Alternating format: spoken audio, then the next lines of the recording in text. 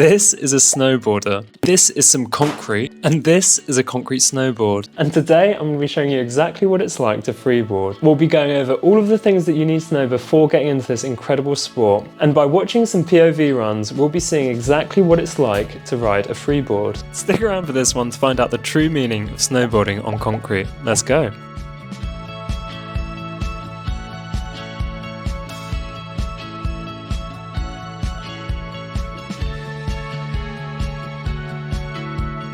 Yo, what's up? Welcome back to the Easy Riders channel, where we review the most incredible freeboarding, otherwise known as concrete snowboarding content. If you're new to the channel, then you've probably never heard of freeboarding before. But the idea is simple. Take a conventional longboard and add these two spinning center wheels to the base. The end result is that you reproduce the toe side and heel side edges that you'd find on a snowboard. In a lot of ways, you've got to see it to believe it, or at least know how to do it before you really understand just how much it feels like snowboarding on concrete. But there's no better way to show you how a freeboard works than to take you on a run down one of my local spots. So I'm going to try and show you what it's like to freeboard. So yeah, you've got turns, you can do all kinds of stuff. Overslides, spins, you can spin and switch. It's just great, honestly. You can hop about.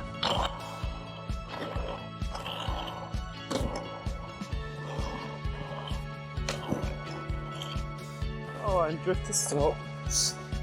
You honestly can't beat it, it's so much fun. So as you can see, freeboarding is an incredibly chill way to carve down hills, and you really can carve down anything because it doesn't matter how steep the road is, you can always carve away bits of your speed. So this means that if you live in a city, you can turn any of your local hills into little concrete snow slopes. And I've even had a couple of attempts carving down the steepest road in England. I hope that this perspective shows you what it's like to freeboard. There just aren't that many videos explaining what it's really like once you know how to do it. And a question that I always wondered before I knew how to freeboard was whether it's actually relaxing to do when you know how to do it. Because you see all of these videos of the pro riders and they just look incredibly chill carving down the hills. But when I was first learning how to do it, it did not feel anywhere near that chill. And if anything, it felt really sketchy and in a lot of ways just wasn't pleasant to learn at all. But the truth is, once you know how to control your speed, freeboarding becomes so much easier. And now when I go down hills, I just feel incredibly relaxed and it's just a really enjoyable process. So if you've already got your freeboard and you're starting out, do not be put off if it feels kind of strange when you first start. The end result is so worth it. Carving down concrete hills as if they were made of snow is unbelievably fun and I really can't recommend it enough.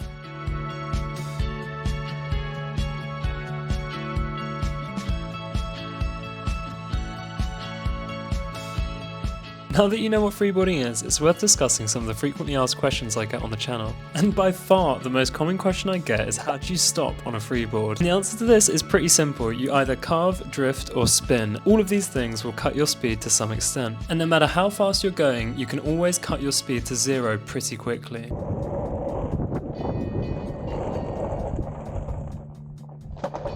The two edges of the freeboard really do make it behave just like a snowboard on concrete. So any kind of stopping power you'd have on a snowboard, you effectively have on the freeboard as well. Alright, so continuing with the common questions I get, and the next one is to do with these hooks. Now I've heard this far too many times that the freeboard is just a skateboard with hooks to make it easier to jump. But the problem with that argument is that it forgets the fact that you have these center wheels. Jumping on a freeboard is not just about lifting the weight of the freeboard, you've got to also make sure that you land on the proper edge. And this is much more difficult at speed than it is if you're just standing still. Because as soon as you land on these center wheels, the board has a tendency to sort of spin out. And when that happens, you're always at a risk of catching the edge. And catching the edge is the one thing that you try and avoid when you're freeboarding. So yeah, it should be clear by this point that just by looking at how the freeboard moves, it is absolutely not a skateboard with hooks. It is fundamentally different to a skateboard or longboard. I mean, there's just no way you can spin like that on a skateboard. Sure, you can power slide, but it's just not at all the same. And that's because power sliding on a freeboard is effectively frictionless, so you don't cut any of your speed as you do it. So related to this is another question that I often get, which is, what is the difference between a freeboard and a longboard, or a freeboard and a skateboard? Skateboards and longboards both have a four-wheel design where the board is effectively flat on the road. But with freeboards, because of the two center wheels which are close to the ground, you'll find that it kind of rocks between your two edges. Now, as explained before, this is actually how you get your toe side and heel side edges that emulate emulate the snowboarding effect. And this drastically changes the sorts of tricks that you can expect to do on a freeboard. Again, the similarity between freeboarding and snowboarding is strong in this case, because you'll find that a lot of the tricks that you do on a snowboard, you can also do on a freeboard. To be honest, what's nice about freeboarding is it's a complete mix of downhill and freestyle. Sure, you can bomb down hills on a skateboard, but it's not really built for that. And similarly, you can take a longboard to a skate park, but again, it's not really built for that. In some sense, freeboarding is an amalgamation of these two. Although it rides fundamentally differently to them, it does in some sense encapsulate both aspects of skateboarding and longboarding to some extent. So another question that you might be wondering if you've never seen freeboards before is, with all of this drifting and carving, surely your wheels will get worn in very quickly. So here are some examples of some wheels that you might use freeboarding. I haven't used these ones yet. The most popular freeboard wheels are probably these, which are known as the doubloons. Now, as long as you're not going down incredibly massive steep mountains in the sun, you can probably expect these to last well over a year. Now, if you buy a board secondhand,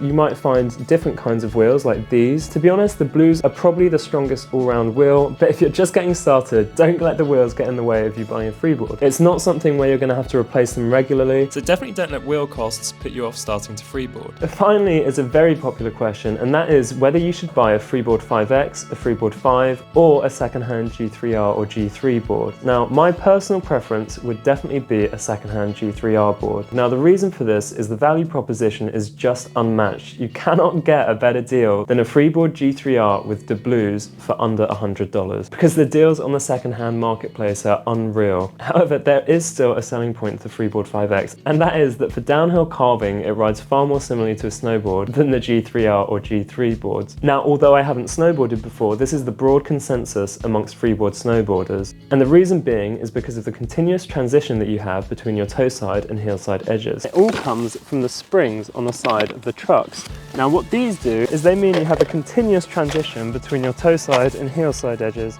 So you see, I could be strongly on the toe side and then anything in between, basically. Whereas with the older generation freeboards, it would be an instant transition. As you can see here, as soon as you remove some weight, the wheels lift off the ground and you're basically not on that edge at all. So although the Freeboard 5X is better as a board for downhill, especially for carving and emulating snowboarding, I really think that the G3R series has a strong place as the best freeboard to buy right now. So thank you very much for watching. I hope that this video has shown you how freeboarding is different to your standard skateboard or longboard. If you're interested in finding out more about freeboards, then definitely check the channel out. Otherwise, definitely stick around, because my next video is going to be finally hitting the slopes and trying snowboarding for the first time ever. I am incredibly excited for this, and to be honest, the stoke is hitting levels that I have never experienced before. It is incredibly exciting, and I can't wait to see whether freeboarding actually teaches you to snowboard without ever touching snow. So you can expect part 2 of that series in the weeks to come. Otherwise, thank you very much for watching and have a good one.